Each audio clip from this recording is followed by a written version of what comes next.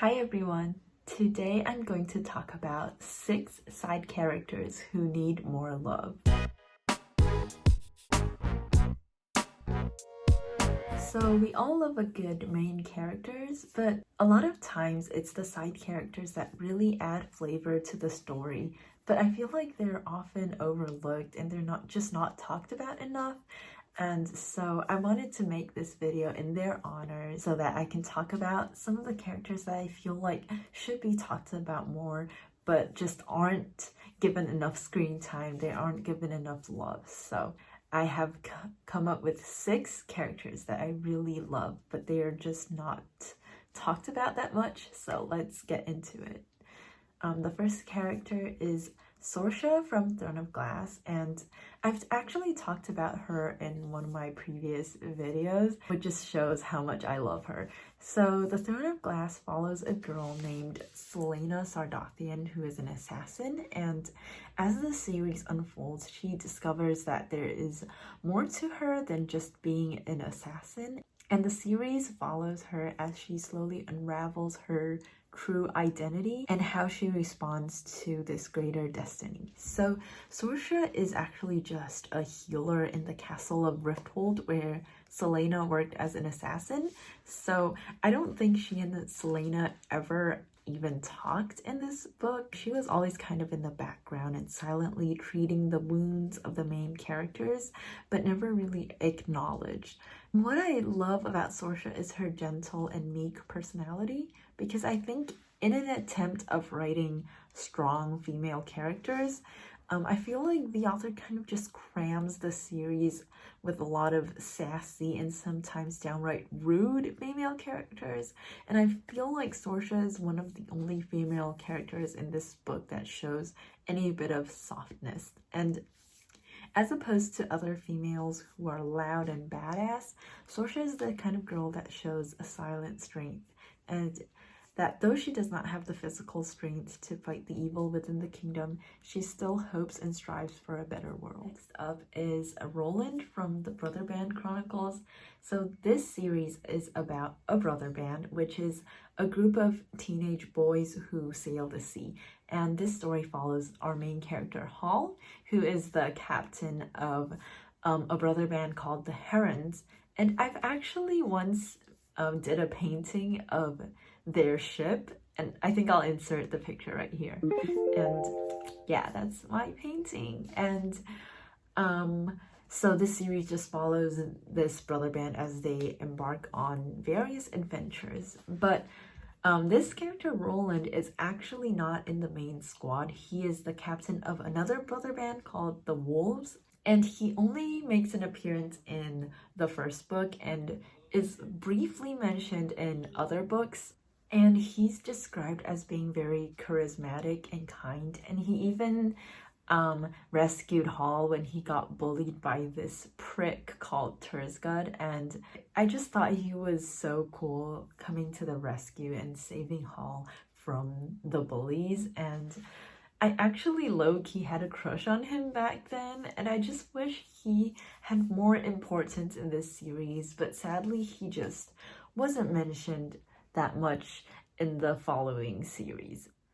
Number 3, Henry Branwell from the Infernal Devices. So the Infernal Devices is a series set in the Shadowhunter universe. So Shadowhunters are basically humans with angel blood, and their main task in this world is to slay demons and protect humans.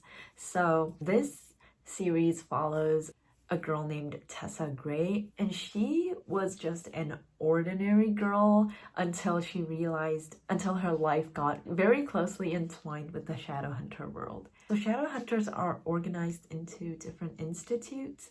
So you would have different institutes in different cities in the world. So for example, you would have a Taipei Institute, a Chiang Mai Institute, and so on. So Henry Branwell is the husband of the head of the London Institute, and he's just this kind of a clumsy person. He's very easygoing, and he's always fascinated with inventing new things, but his inventions don't often turn out that smoothly. So he's kind of like a comic relief. Throughout the book, you see him sort of like burning the place down, like almost burning the place down and making a whole mess of things. But he is also a very kind and loyal person. He really cares about the people around him. And he kind of reminds me of Ron Weasley. I mean, I don't know, they both have red hair. But anyways, I feel like he would be such a fun person to meet in real life. But sadly, I don't think that many people actually want to meet him. Like, while reading like reviews on Goodreads, I see so many people fawning over William Herondale and James Carstairs, or saying how cool Tessa and Magnus are, but nobody talks about Henry Branwell, and I feel like, bro, this dude needs more love. Okay, I just moved the camera a little bit so it wouldn't be so close to my face. But anyways, the fourth character I want to talk about is FEDYOR Kaminsky from the Shadow and Bone trilogy. So FEDYOR is actually the reason why I initially wanted to film this video, because he is the side character that while reading, he continually made me feel like, what? Why isn't he mentioned more? He's such a cool character. So basically, Shadow and Bone is also about this ordinary girl, once again, who discovered that she has hidden powers. So when this girl, her name is Alina Starkov, and when Alina first showed her hidden powers, the authorities were like, whoa, what is this girl? And they felt like they have to keep an eye on her, so they sort of took her to a palace to train her to learn how to hone her skills and use her powers. And basically FEDYOR is just one of the guards who escorts her to the palace. While the other guard was just downright mean to Alina, FEDYOR was always very courteous and kind to her, and I feel like he's just he has a very interesting personality, I feel like. And FEDYOR is also a heartrender, which is basically a magic wielder who has the ability to basically crush a human heart and kill you. So as a heartrender, you inevitably have to kill a lot of people. So Alina was quite confused because she was confused as to why such a gentle soul as FEDYOR would choose to become a killer.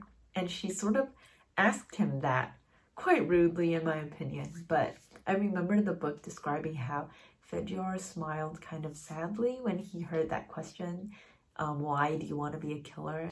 And I don't know, I feel like he would be a character with a tragic backstory, but his backstory was never mentioned in the books, and he himself didn't even appear that much in the book.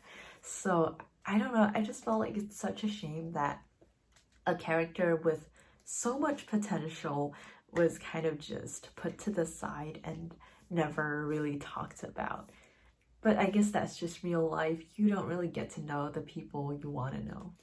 So number 5 is Diego Rosales, aka Perfect Diego, from the Dark Artifices trilogy. So this series is also set in the Shadowhunter universe, and Diego is a Shadowhunter from Mexico. So I guess people enjoy flawed characters, so when you have a character called Perfect Diego, I guess you just don't feel that interested in him.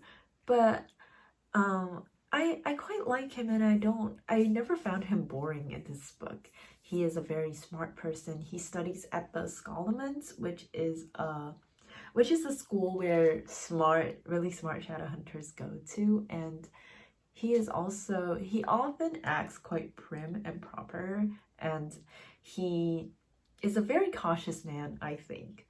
But he has his flaws. He has made some bad decisions in life and has done stuff that really pissed his ex-girlfriend out. But I feel like he has his reasons, and of course, yeah, he screwed up, but I feel like he didn't deserve all the hate that he got in this book. Oh, and by the way, he also has a little brother, a very reckless little brother called Jaime. And I don't know, the way he really cares about Jaime and would do anything for him, I feel like that is just so sweet. And I think he is just so great. I wish I could read more about him. So last on this list is Sonya from War and Peace. Sonya is this orphan living in Russia who was raised by her aunt and uncle, the Count and Countess Rostov. And I mentioned in my War and Peace vlog that this book actually talks a lot about romance, but Sonya's romantic life is just so tragic. It does not go smoothly, and she has this cousin called Natasha Rostov, and while she is this beautiful, charming girl who was loved by everyone and adored by everyone, Sonya is just sort of like her shadow. She sacrifices so much for the family and always does her best to keep the family together, but people just don't give her a lot of love, and I don't know, people just don't really love her. There's this passage that says this about Sonya. She had all the good qualities for which people are valued, but little of what would have made him love her. So it's just like everybody knows that Sonya is a sweet girl. She's so nice. She has so many good qualities, but something is just missing that makes people not love her, especially in the romantic sense. And I don't know, the unfairness of it all, like when her cousin Natasha has just gotten everything in life. She has the looks, she has the charm, and everybody loves her, while Sonya, she had nothing to begin with. She was an orphan and she gave so much for the family, but she got so little in return. And I don't know, I just really feel for her, and my heart breaks all the time I think about her. And I feel like she not only not get enough love in the book, she doesn't really get any love among readers. I feel like while reading book reviews from Goodreads or listening to booktubers talk about War and Peace, I feel like they don't really talk about Sonya that much, at least the ones that I've watched and read about. But it's okay. I love you, Sonya. I love you so much, and this video is literally a love letter to you, and also a love letter to all you side characters who didn't get enough love. So the last thing I want to say is te amo.